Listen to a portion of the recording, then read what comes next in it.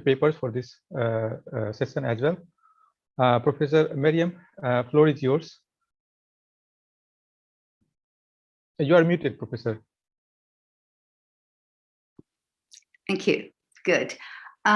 Yes, so just to be clear, it's now 9:30 my time. So that must be, what, 5:30 your time? Okay. Yeah. So then we have an hour, right? Exactly. Okay. So I think what I'd like to do is I would like to have a couple of questions after each paper so that the papers don't get lost. So let me, without further ado, introduce our three speakers. And so the first is Chodaganga Sahu and Bikash Padhan, and they're going to give a paper on approving wife beating. And I was very interested in that paper because even though, as I said yesterday, I shudder when I think about papers about violence against women, and particularly, you know, these kinds of statistics, there has been so much work done on it that I think it's really important for us to hear. The second paper, examining the intersection of gender and displacement in contemporary Palestinian literature in English by Fatima M. and Zahra Sultan Mohammadi Taligani. And then finally, abuses against domestic workers, the role of discourses in perpetuating violence and exploitation by Midhat Zaidi. And now I would like to invite Chodaganga Sahu and Bikash Padhan to present your paper. Vikas Padhan.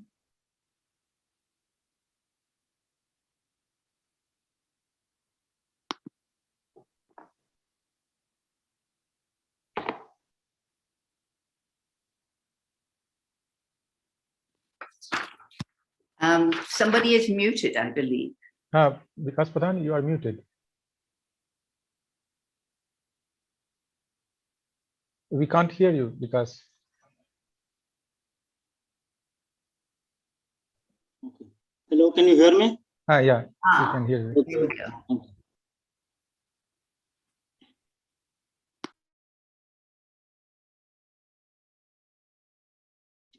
My name is Vikas Padhan. I am PhD scholar, pursuing PhD in Department of Humanity and Social Science, Indian Institute of Science, Education and Research, Mohali, Punjab, India. So today I'll present on title Approving Wife Beating in India, Evidence from National Family Health Survey for 2015-16.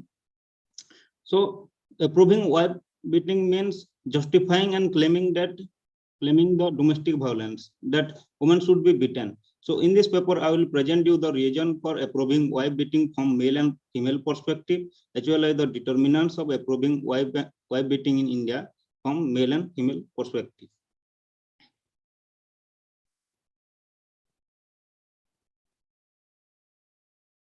So India is a growing economy.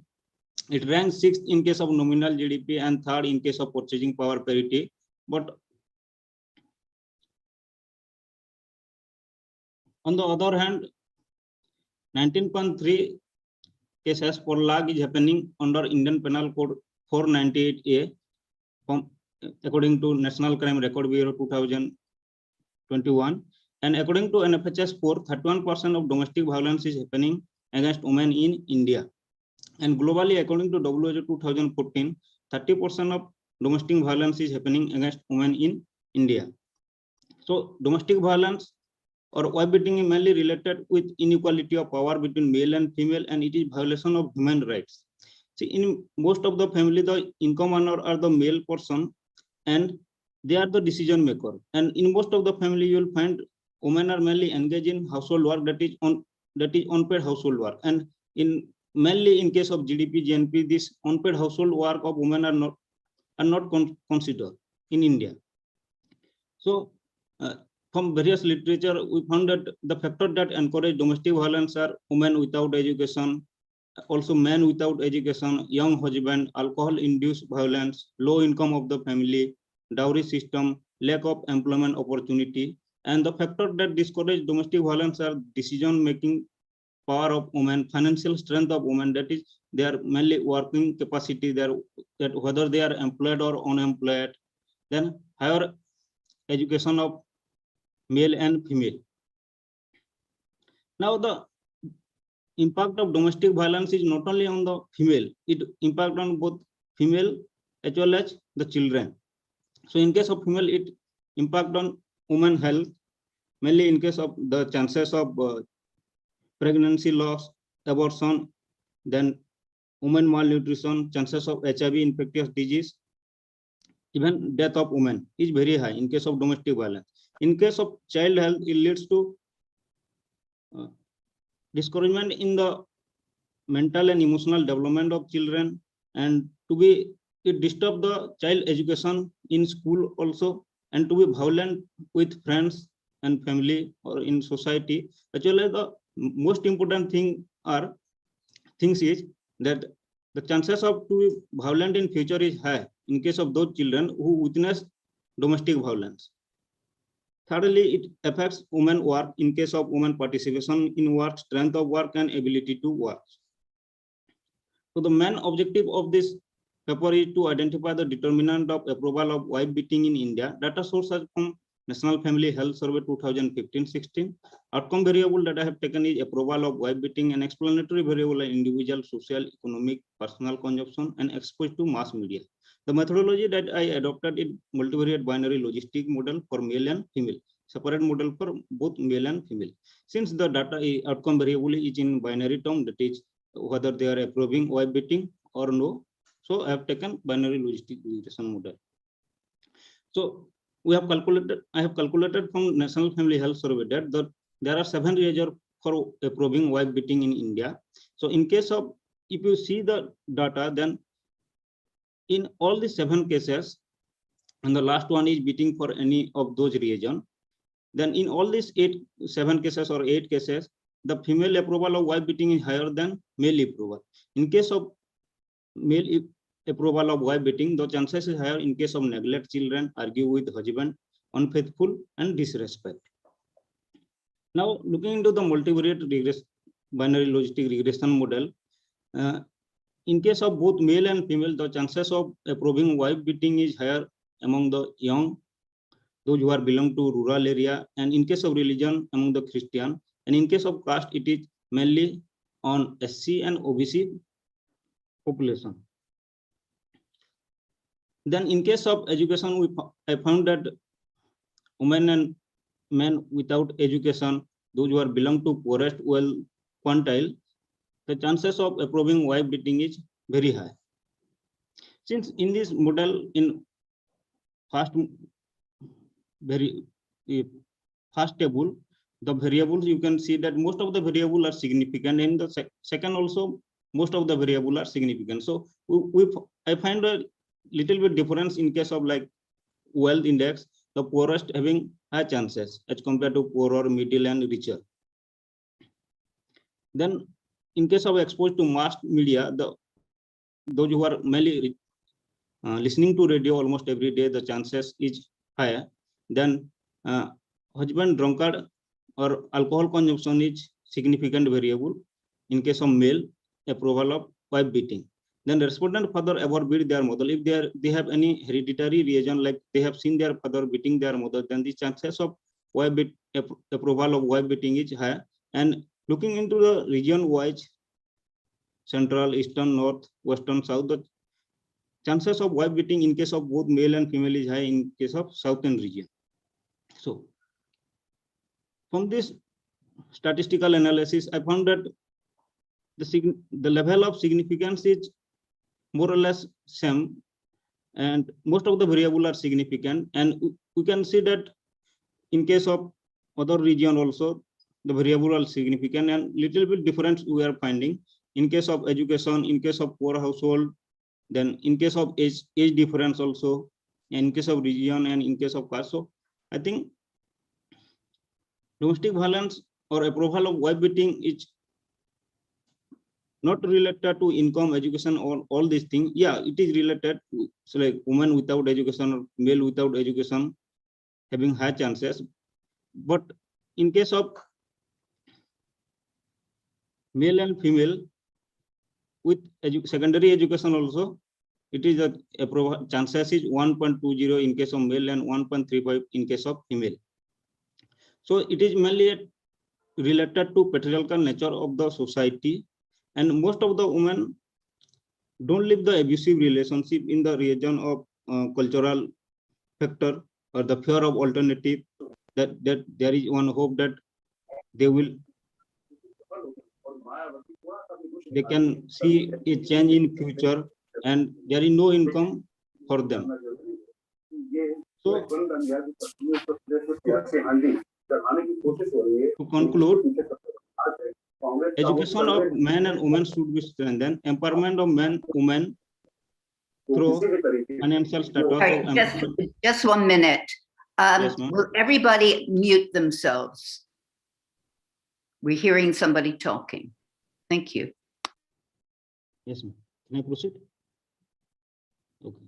So to conclude, Yes. I can say that education of men and women should be strengthened. Education not only through school, but education from household, from the family, from the friends, in the society. It should be strengthened about the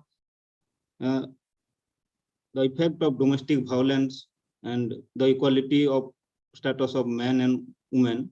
Secondly, empowerment of women should be strengthened, like participation of women in case of employment opportunity, then decision-making power of women in household activities, and responsible alcohol consumption is one factor of affecting domestic violence and approval of wife beating in India. So I think the three things are important in case of approval of wife beating, and these three things should be given importance. Thank you. And the source of picture are from internet. It's time for that if anyone has to ask any question or comment, then I'll be happy to answer. Terrific. Thank you very much. Can you tell us who did the interviews, who was interviewed, and where did the interviews take place? Ma'am, this interview take place in India. This is taken by. India's too big.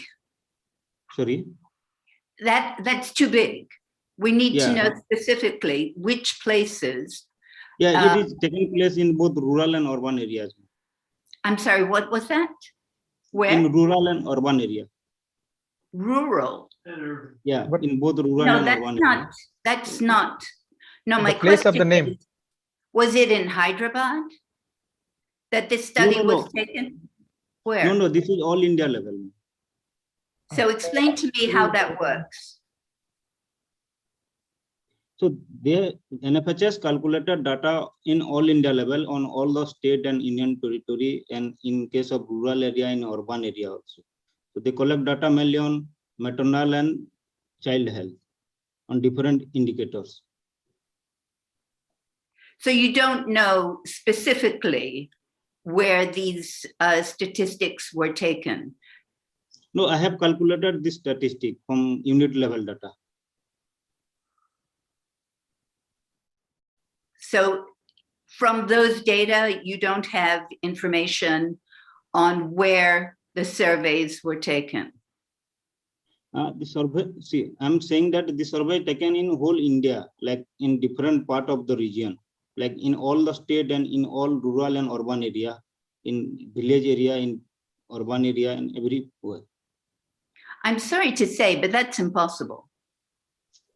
It's totally impossible, because these selections will have come. Okay, so who started this project? Government of India. National Family Health Survey. Okay, so tell us more about how that started. So the government of India, as you can imagine by now, I don't quite believe when we're talking about generalities, we have to, especially with a study like this, we have to know who in particular, you know, was it a minister? Was it a group of feminist organizers, NGOs? We need to know how it started and the way in which from Delhi, so you're telling me that it started in Delhi, we need to know how it is that these surveys were put together, you know, what were the questions, what were the kinds of people, so we need to know across class as well, right? So do you know who in Delhi started this? See, this is mainly taken by National Family Health Survey under IIPS, we call Indian Institute of Population Study. Okay. Do you have the survey questions? Do you know? Yeah, survey So you questionnaire gave is us there. a list, but do you know how people were recruited to do this? Because what we've been hearing again and again here is that if women are beaten, if they are raped, they are very often too afraid to tell anyone because there are going to be repercussions.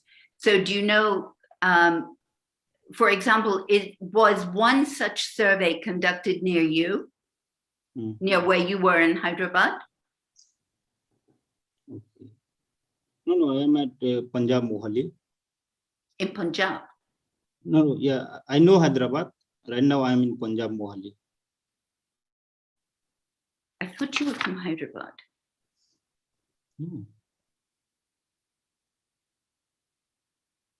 It has you Hyderabad. So anyway, okay, so you're near, you're in Punjab.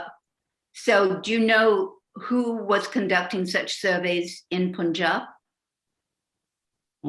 See, this kind of data only like violence and against women. This is available mainly in case of NCRB, National Crime Record Bureau, and in case of National Family Health Survey.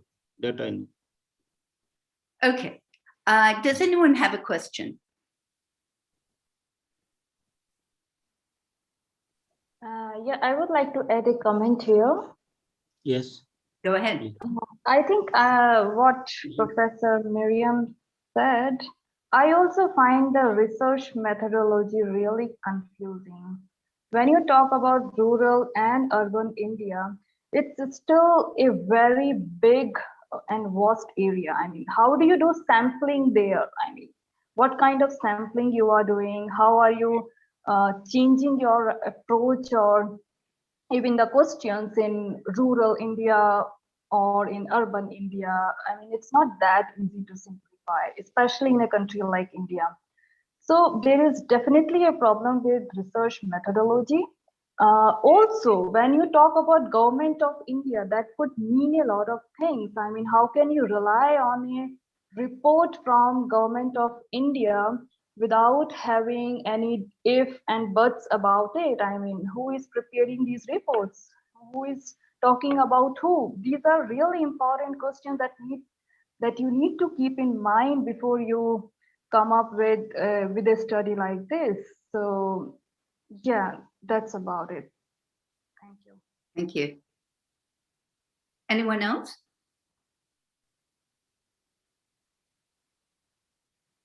Okay, well, I think it's important for students and everyone who's online to participate. So nobody else? Okay, thank you, Bikash. So we will now move to Palestinian Literature in English by Fatima M. and Zahra Sultan Mohammadi Taligani. Yes, hello everyone. Could you hear me? We can. Yes, okay. Thank you for giving us an opportunity for presenting our paper. As you mentioned, our paper topic is examining the intersection of gender and displacement in contemporary Palestinian literature in English. The contested issue of Palestine and the settler colonialism and genocide by Israeli forces make an entire people homeless and uprooted both in Palestine as well as elsewhere. And why the lives of those who stayed are always under perpetual threat, what becomes of those who actually live and settle elsewhere? This paper examines the concept of hostile home for those Palestinians who moved to the global north for survival, with its crux on the uprootedness of women who live threefold marginalized lives. And to this end, we intend to analyze Sahar Mustafa's novel, The Beauty of Your Faces. And Face is 2020, and Itof Rooms, A Woman Is Not Man, 2019, and Hala Alliance, Salt Houses, 2017 in this paper. All these women writers of Palestinian origin recreate a third space where women seek a home away from all the homes they have left behind or they currently inhabit. The intersection of patriarchy and political hostility forces them to seek a space where they can assert their needs as well as their home. In Sahar Mustafa's debut novel, we analyze the rampant Islamophobia in America and a Palestinian woman's struggle to navigate it. And in Itof Rome's novel, we analyze the sheer patriarchy and domestic violence that seeps into the life of a Palestinian woman who moves to America after marriage. And in Halala Allian's novel, we analyze how displacement affects the everyday life of people and how it leaves them in a space where their longer identity space is that is home. And one common thread that binds contemporary Palestinian authors like these three writers is their twofold uprootedness from their homeland, which they captured and depict in their fiction.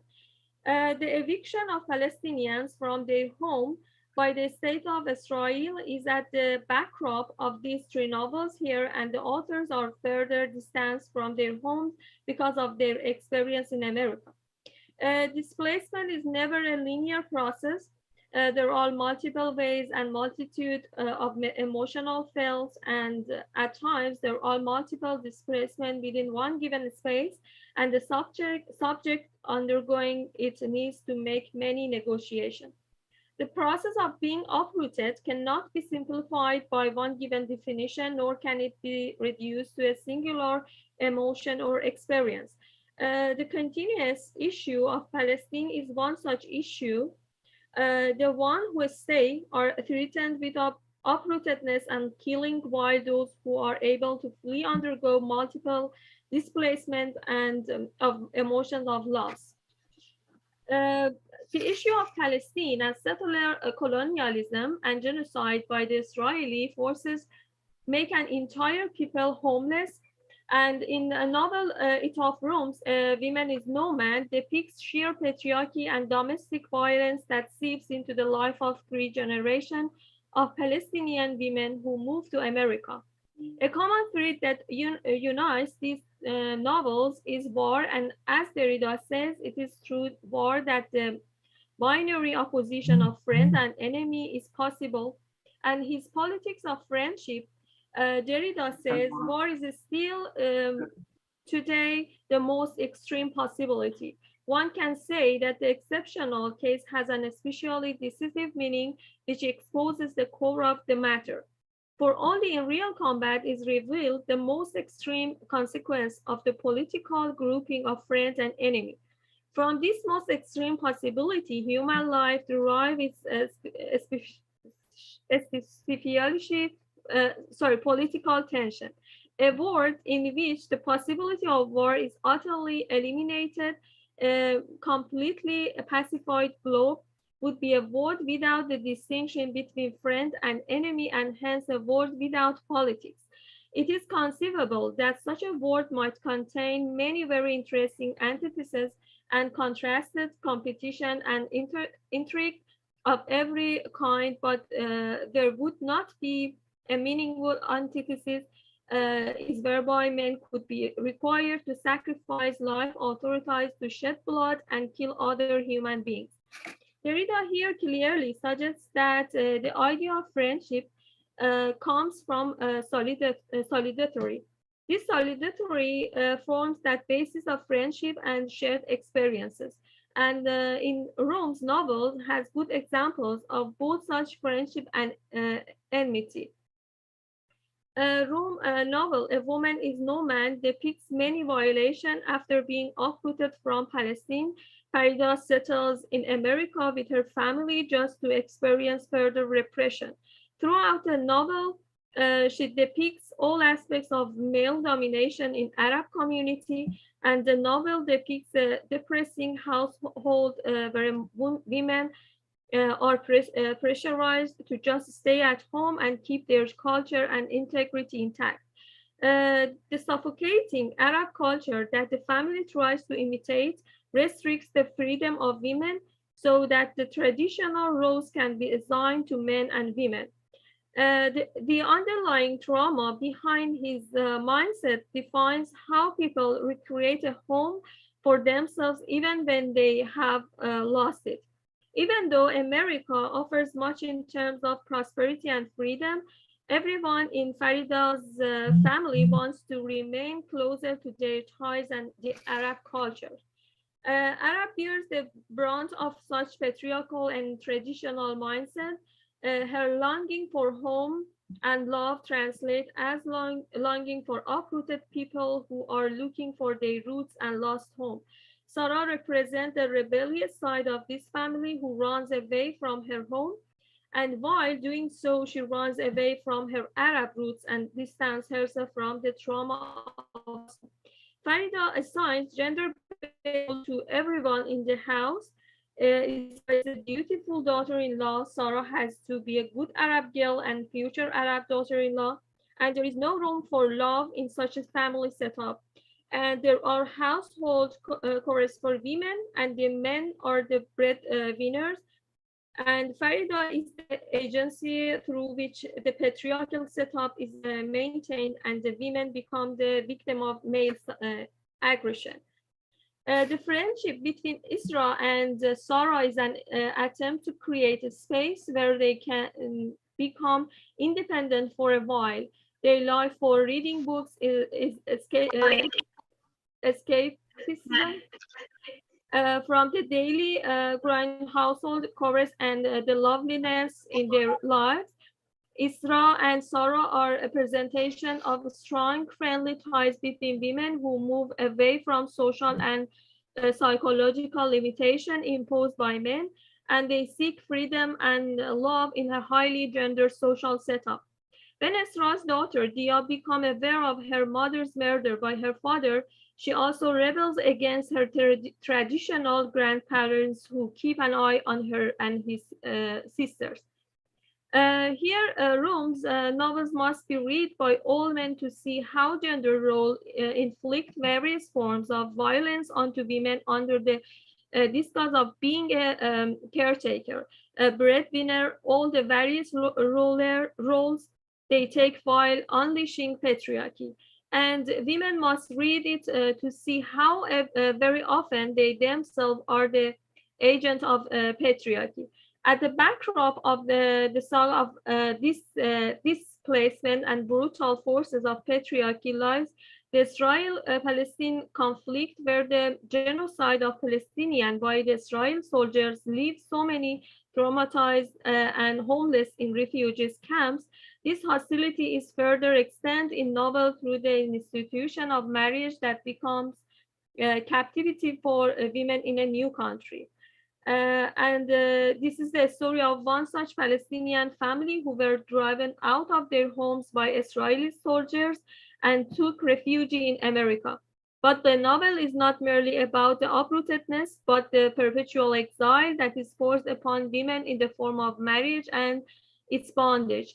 This certainly doesn't mean denouncing the institution of marriage per se, but to reassert how in the name of marriage and safeguarding women, men have pushed women toward the periphery. The novel is about many things, such as exile, domestic violence, women emancipation, and toxic masculinity. And the story also has a summer romance elements where a hopeless young girl yearns for an idealistic love, which becomes an elusive dream, even her tragic fate. Israel represents this tragic figure who becomes the victim of domestic violence in an uprooted and traditional Palestinian family. Thank you. Please, Fatima, continue. Thank you. Thank you, Zara. Thank you very much. I will now quickly wrap up about the the other two novels, Hala Aliyan's Salt Houses and Seher Mustafa's novel.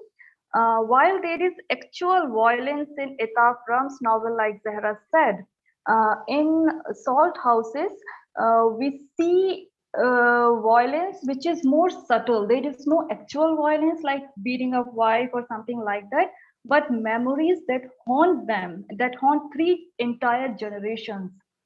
So even though there is no clear description of hostility from the locals, almost every character in the novel feels longing for their lost home and homeland in Palestine.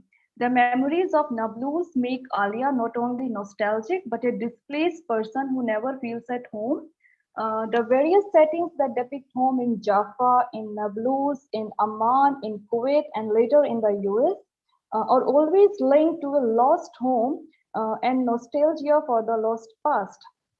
Aliyan, however, refrains from going deeper into the horrors of war in Palestine or how Alia's brother Mustafa was killed. Ali and Atif both suppressed their memories of the brutality they faced in Palestine and later in Kuwait when Saddam Hussein invaded Kuwait and there was much bloodshed and loss. So this is the story of three generations where the wound, the psychological wound of displacement never fades away. I will just skip a lot of passages because we have very less time. So though a lot has been said about being and becoming cosmopolitan, it is certainly not possible that one can always recuperate from the loss of home and one's sense of belonging. Nablus here not only represent the lost home, but also the failure of the constructs of nation states. The actual forgetfulness of Alia, her sickness in the novel, represents the trauma of being compelled to forget and the haunting loss that still terrifies her, even in her old age, when she's quite settled. I would like to refer to Salman Rushdie's essay Imaginary Homelands, but I won't read the actual lines here. You can definitely go back to it later. What Rushdie suggests here is that the past is never detached from the present, and the present is mapped through the prism of past. The loss is real, but the longing is not for the lost home, but of that time and space which can never be retrieved. Interestingly, in Aliyan's novel, even before Nablus, there is another lost home in Jaffa, and the novel begins with the smell of nostalgia and the smell of occupation. I will just quote two short lines here when Salma narrates about her daughter Alia and says, I quote, Alia is a child of war. She was barely 3 when the Israeli army rolled through Jaffa's streets, the tanks smashing the marketplace, the soldiers dragging half-sleeping men from their homes. There would be the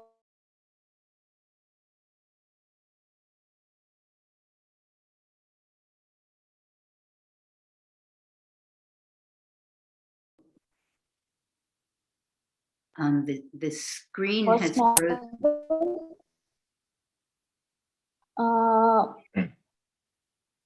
Yeah, so she talks about the generational trauma of being displaced from Palestine and again feeling like a stranger in America, where she talks about Islamophobia and when she's trying to navigate her Muslim identity.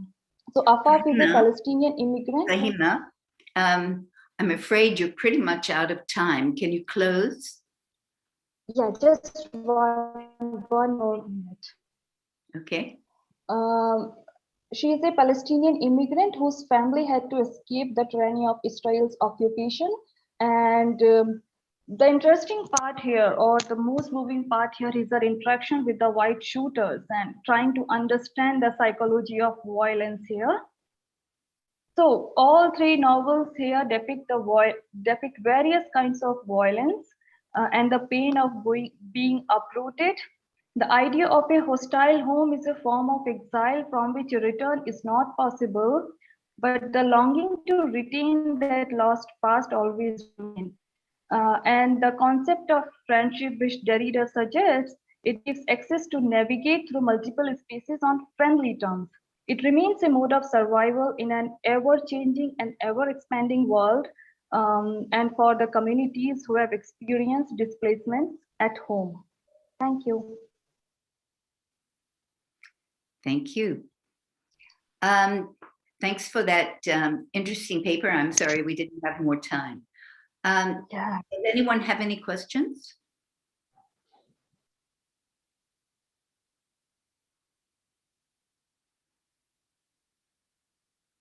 So just briefly, can you tell us why you picked those particular writers?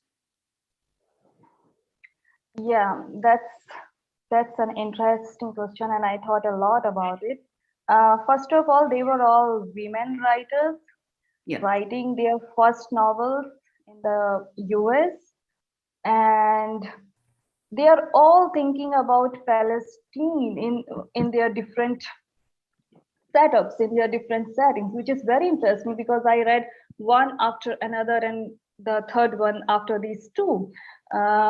So I saw a different kind of longing for Palestine in, let's say, Etaf Ram's novel.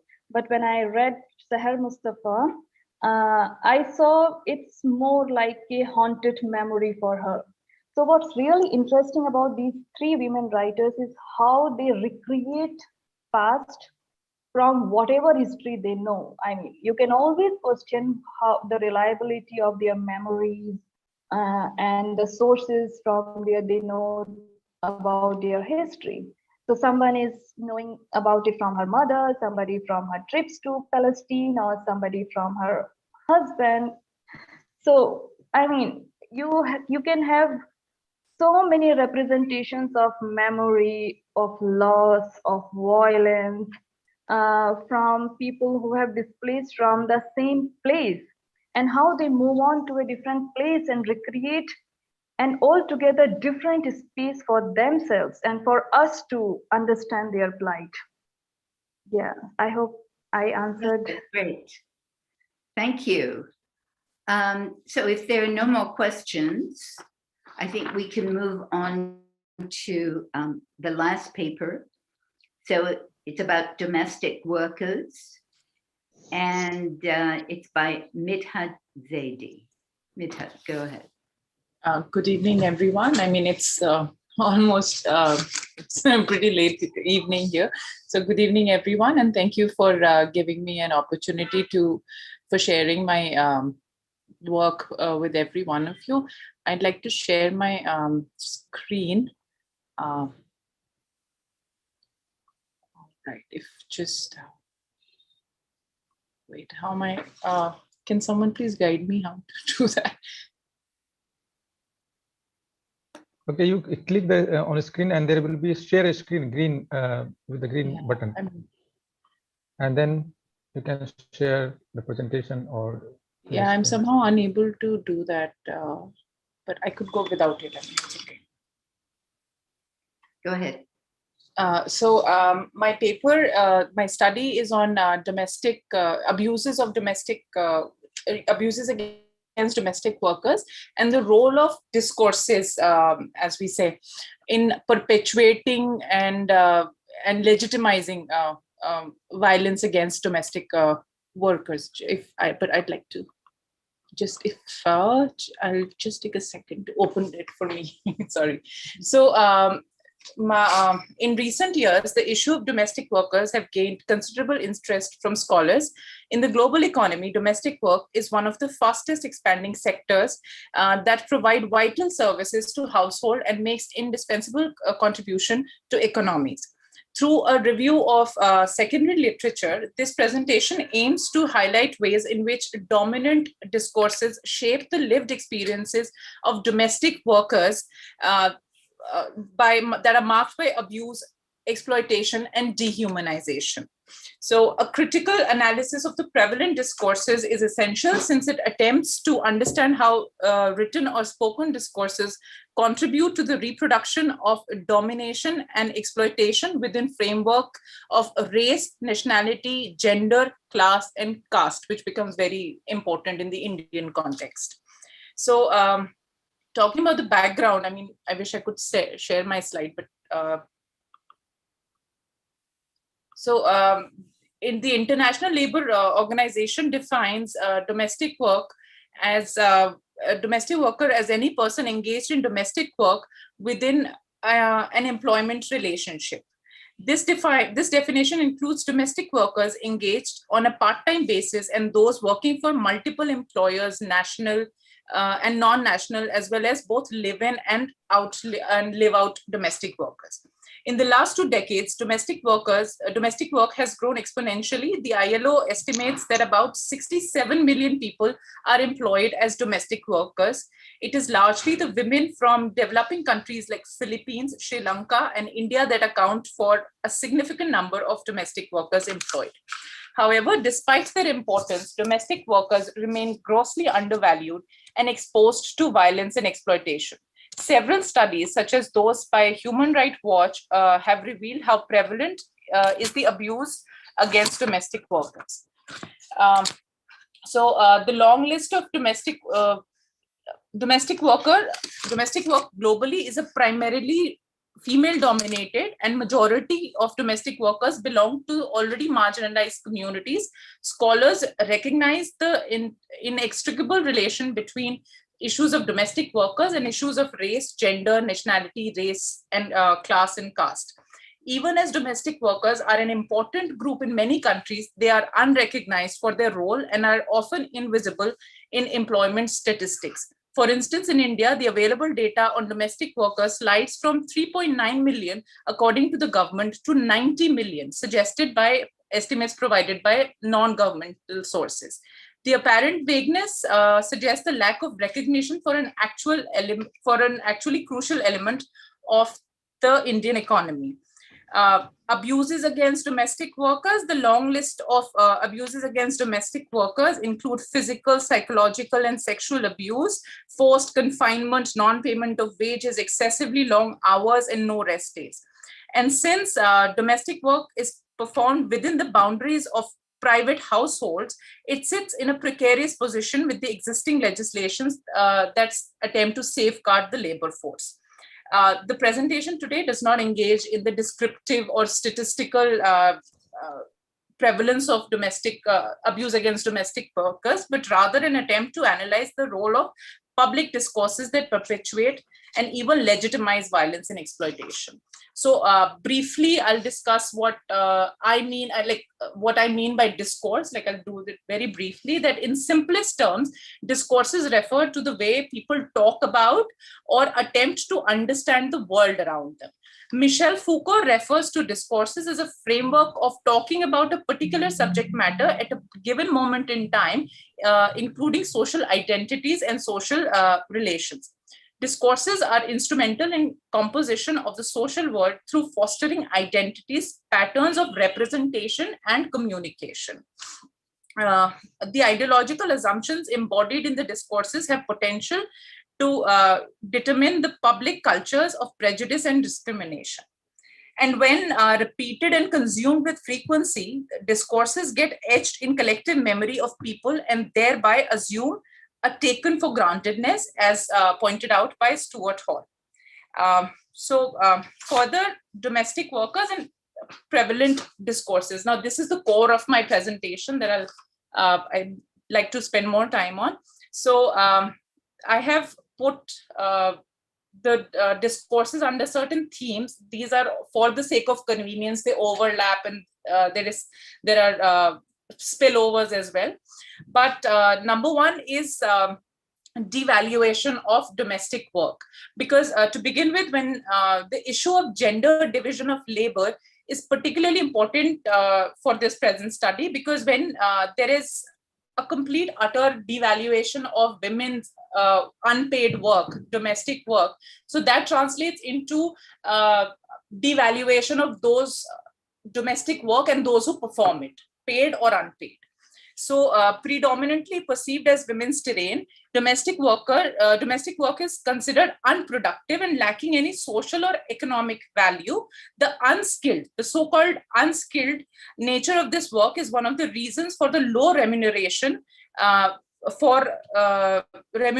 these workers receive, and therefore those who perform domestic work are equally devalued. And due to the devaluation of women's unpaid labor, paid domestic work are notorious for low wages and rampant exploitation at multiple levels. Secondly, there is a disdain for manual work, which translates again into disdain for those who perform it, like I said earlier. The second point I'd like to discuss is the discourse of difference, of distance and intimacy. How there is a categorization of domestic workers as the other. And there is discourses are central to defining and negotiating identity while conveying notions and forms about the self and the other. And where one's differences with others are exaggerated with perceived differences. And in India, domestic workers, and when I'm talking about India, a lot of it is shared by domestic workers across the globe, but domestic workers are given a lower social status regardless of their their class and caste and ethnicity. However, embedded in the caste concept of purity and pollution, there has emerged a trend of making cleanliness and hygiene an excuse for an established practice of keeping utensils separate for domestic work. It's a widely prevalent practice among Indian households where utensils are kept and spaces are separated, where the new secular discourse has emerged about hygiene and cleanliness. However, it is embedded in traditional casteist concepts of purity and pollution.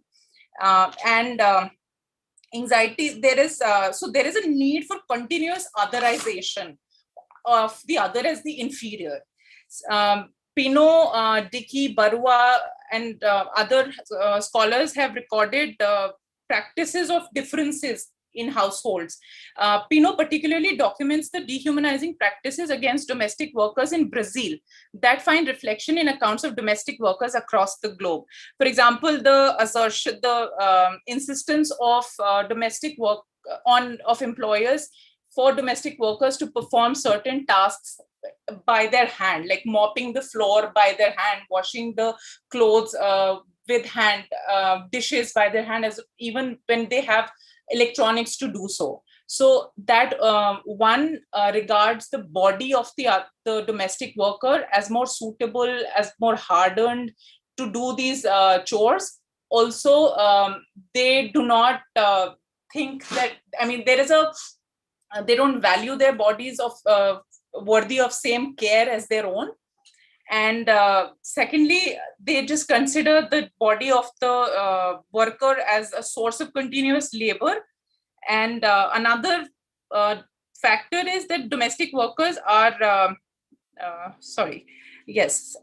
okay, so another interesting thing which we have noticed in Indian context particularly is the use of familiar language, which like bua, didi, ama, baji, masi. So where so-called in terms of using the familiar language. However, in effect, what it does is overstepping of boundary for the domestic workers, where domestic workers are expected to be more emotionally involved and be more invested in the works towards their employer.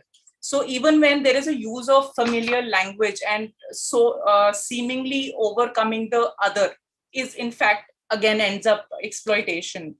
The third important category is the benevolent employer.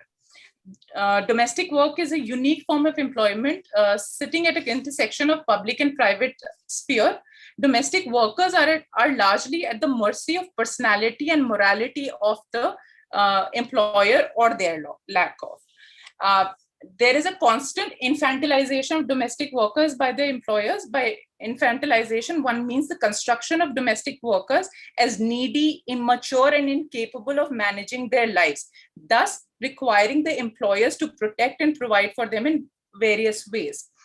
The infantilization of domestic worker is coupled with maternalism of the employer, a dynamic that is a result of absorbing feudal idioms in the modern context. The employer thereby can assert their superiority upon the employee-employee relationship and perpetuating exploitative practices against the worker.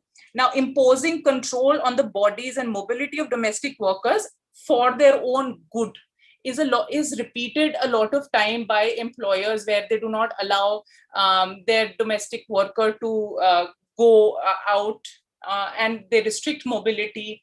So, but garbed as something they do for the good of the domestic worker. Secondly, recently, many users of social media shared candid videos and photos of their maids, didis for online content with feel-good factor. Domestic workers were often seen dancing with their employers on popular social media trends. Through such acts, employers discursively position themselves as benevolent employer, expecting a pat on their back for sharing an online frame with their worker and offering them a seat on their sofa. So low is the bar for proper treatment of domestic workers that even bare humane acts expect applause. Am I? Okay, I'll just finish. And then 1 minute. I'm just coming to conclusion. And then the threats. They're treated as carriers of infection, of risk, of filth. So there were ads in India where Kent, a dough maker, they released last year during COVID and said that, would you allow your maid to bring the infection home when you can instead use this dough maker and avoid a situation like that? And then there was another ad by Godrej where they said something about how it's a lock making company that said, would you risk hiring a wrong person as a maid to your house and risking? So it was an ad. So just assuming somebody to be more prone to committing crime is one of the issues that perpetuates in the mind of people, to continually treat them as subhuman, as inferior, as a constant threat. And the objective, and I'd like to conclude with that, is that through challenging the embedded dominant discourses that we have that make our perception towards domestic workers, there is a need to challenge those and move towards more egalitarian, more inclusive discourses that offer domestic workers the dignity they deserve. So I'd like to stop with that. Thank you. Thank you very much. I'd like to just make a couple of comments before we move to questions, if there are any. When I read the title of your paper, I was expecting you to talk about domestic workers in the Gulf. So Indian women who work in the Gulf. So I would recommend that you be much more specific, because I assume you're going to want to publish this paper somewhere. And it is absolutely crucial that we know who is reacting in what way to domestic workers. So I would also say that you need to specify class, because when you talk about, the contempt that people have for domestic workers, I would argue that that's not universal. If you're middle class or upper class, then of course that is the case. You've got people who are working for you, and it's a special kind of relationship. So here we have paid work, but what's added into the paid work is the intimacy of this happening in your own home. And because the relationship between an employer and an employee generally is a relationship of hierarchy that, Bezos probably doesn't think very highly of some of his, people who are working on Amazon. So that in itself, I think, needs to be clarified. And the reason I say this is that having spent some time in the Arabian Gulf, and also I had a student who was working on domestic workers, Indian domestic workers in the Gulf. It's a very different kind of relationship. So I'm not going to go into that beyond saying in some cases the relationship is very long-term, and the domestic worker becomes very much part of the family, is not infantilized, but in fact becomes a kind of ersatz mother. So I think that needs to be pointed out, even if you're only going to do a general introduction. But I also am missing here the relationship between the women who go to the Gulf, and some go elsewhere, but I'm particularly interested in that because it's a mass movement. How are they perceived back in their hometown or in their home village? Because what they are actually doing is, in many cases, they're entering a different class because they're sending money back, they're sending remittances. And so this person who's leaving, the migrant, is acquiring status through sending remittances. So I think that in the context of your paper, it would be really important to say, okay, my analysis is of middle class, and it sounds like urban, but maybe it's not. So it's middle class, urban people. And we have to also think about, do women consider domestic workers in the same way that men do? And then, of course, there's a whole question of sexual exploitation. So yes, we're exploiting their work by giving them little money and giving them little time off. But there's that other element, which, as I say, the hierarchy between employer and employee is universal. But the issue of having this person in your home, and then we can begin to understand more what you're talking about in terms of purity. I'd like to also, say that, this paper was initially conceived as a primary research study where, the categories that I've discussed, where I was supposed to explore how that translates into practice and experiences. So for that, like what you're saying there, it is easier. No, not easier, but it's more, there's a clarity about space. There's a clarity about what class, where you define your sample.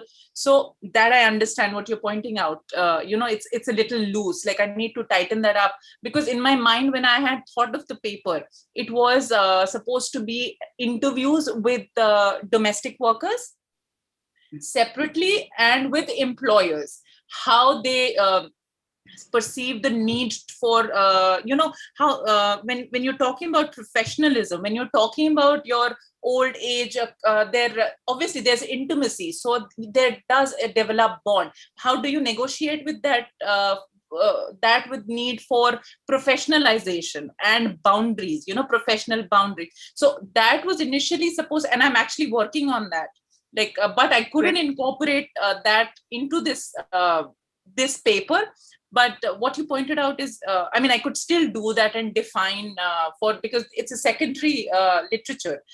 So I could still define that and be more locale and class specific, and also specify where I'm talking about experiences of domestic workers who are employed and their relation with, let's say, female employers or male employers, because the dynamics change a lot, if not completely. A lot of dynamics change. But I am now, I have already begun my work for the second phase of the paper, where I'm writing I'm doing my brainstorming for questions that I need to ask, and how what kind of questions, and how to discern that, for example, again, purity and pollution. Like today, nobody will say that, at least not as blatantly in urban spaces, about caste, about religion, not in your face. Like there still might, it's not a blanket statement, but there have emerged more subtle ways of saying things, where there is a study where I'm forgetting, I think Padma Barua says that, there is how terms like our culture is used for employers to employ people from their own religion, even if they are far removed from, in terms of proximity to their place. So they may hire somebody from Nepal or from other places, but how that changes. So how discourse, not just, beating up and tying them up, but how discourses translate into, so that is what I was, but thank you for your comments. I'd like to still, fit it all together and make it, a more compact and concise. And thank you. Well, I don't know if it has to be more compact and concise. I think more specific. And so you talked about a number of relationships that you're hoping to go more deeply into. And one I think that is absolutely crucial is the relationship between the domestic worker and the place that she's come from. So, and so if you're talking about domestic workers coming from Nepal to Delhi or Mumbai or wherever, it's the same situation as the migrant domestic workers in the Gulf. So I think that element is absolutely crucial, right? We need to know how are these women seen? Race, for example, the Philippine, there are studies, and there is where Philippine women are supposed to be good for child rearing purposes in the houses, or there becomes racial expectations where gender, to begin with, the gender that you hire women, you're more comfortable to hire women for your household work as opposed to a male. Secondly, gender, then your caste. Like in India, you hire a certain caste to wash your bathrooms and toilets as opposed to somebody who's working in your kitchen. So an intersection of all those identities. So let me recommend a book that I think you will find extremely useful. It's by somebody called Attiya, Attiya. Sorry, the phone is going. So the first name Attiya and the last name is Ahmed, Ahmed. And I think you will find this extremely useful because she has made an analysis of Indian domestic workers in Kuwait. And so it's very much about the network of workers and also the way in which Indian workers, so they can be construction workers, but also domestic workers, how their experience, how their remittances are changing the culture of the village or the town that they've come from. So I think it's really crucial not to have the domestic worker just suddenly plop into a family. We need to know who they are, what the constraints were that led them to do it.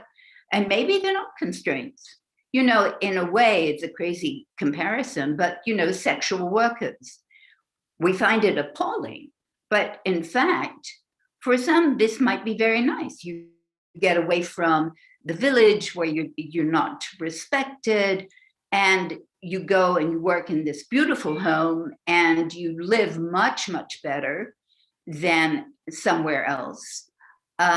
So I think there's a lot of work to be done here, but I think that Atiya Ahmed and the name, Bruce, can you remember the title? I'll get the title for you, but it is her only book. So I think you'll find it very useful. Okay, do we have any questions? In which I think Bruce Lawrence is getting me the title. I'll get it for you in a bit, because I think everyday conversations, everyday conversion. Yes, okay, it's wonderful. It's everyday conversions.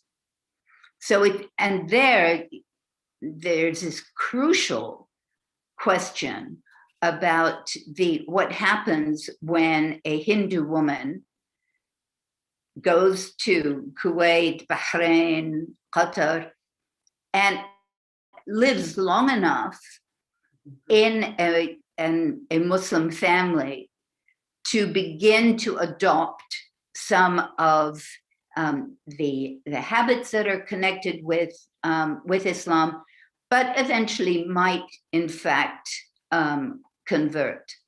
So what happens when you have a Dalit woman? I don't know if you would have a Dalit woman coming into a Brahmin family, but I mean, is there something that's going on when a woman who comes from a very different class and a very different region begins to take on something of the family in which she's living?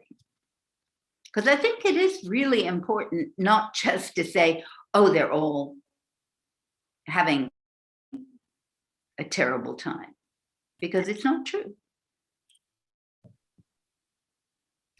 Okay. Anybody, any comments?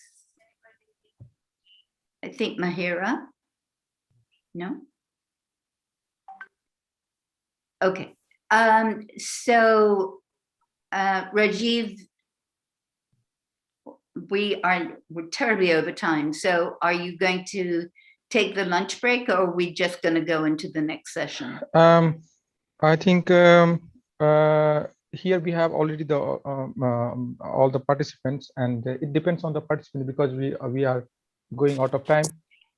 So Professor Farhat Nasrin is also here, and I would like to know, would you like to have a break, or can we continue? It's also a question of some people. I think Rajiv, we can continue. Okay. Hi. I think Rajiv, we can continue. What do you say? No, it's not about me, but it's about all the participants, because they have been looking at the screen and maybe the presenters. Okay, whatever. So would you like to have a break, or like, can we continue? I mean, I want to listen from the audience. How about 5 minutes? So okay, so let's have quick 5 minutes break. So you grab your coffee, and then we immediately start then. Okay. Okay. So thank you very much.